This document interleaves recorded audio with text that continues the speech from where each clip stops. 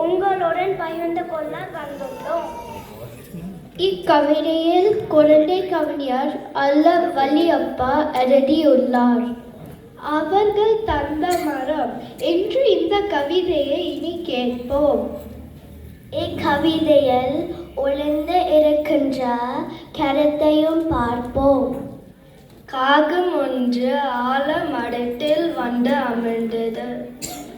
கனிந்த சிவந்த பழங்கள் தம்மை கத்தி தின்றது. வேகமாக சிறகடித்து பறந்து சென்றது. வெட்ட வழியில் ஒரு இடத்தில் அச்சமிட்டது. அச்சத்துடனே தவையில் விழுந்த ஆலம் விதைகளில் 2 வாரம் சென்ற பின்னர் ஒன்று முளைத்தது. உச்சி வெயில் தலையில் விழவே நடந்து சென்றவர் அந்த செடியை கண்டே உள்ளம் மகிழ்ந்தனர். ஆடு மாடு கடித்திடாமல் வேலி போட்டனர். அவரை தினமும் மாலை நேரம் தண்ணீர் வெட்டனர்.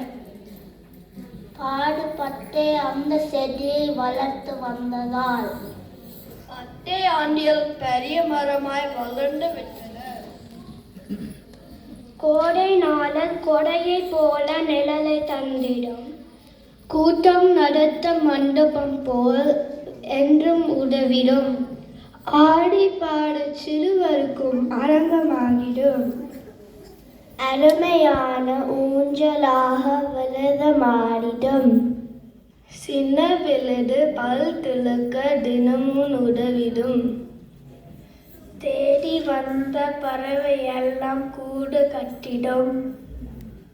இன்னும் 100 விதத்தில் நன்மை செய்திடும். இந்த மரத்தின் பெருமை கூற எவரால் முடிந்ததும். விதையை போட்டு சென்ற காகம் எங்க திரியுமோ, வேலி போட்டு வளர்த்த மனிதர் இங்க வாழ்வாரோ? உதவி பலவும் செய்யும் மரத்தை நமக்கு தந்தவர் உலகில் எங்கே இருந்த போதும் வாழ வாழவே. இந்த கவிதையின் மூலமாக நாம் கற்றுக்கொண்டது காகத்தின் நட்சத்திலிருந்து முளைத்த செடிக்கு யாரோ ஒருவர் தண்ணீர் விட்டு வேலி போட்டு காத்து பாடுபட்டு வளர்த்த ஒரு மரம் பலருக்கு உதவியாக இருக்கிறது. இது போல நாம் வளர்க்கும் மரமும் வேறு யாருக்கோ உதவியாக இருக்கும். மரங்களை நடுபவன் பிறரை நேசிக்கிறான், தன்னையும் நேசிக்கிறான்.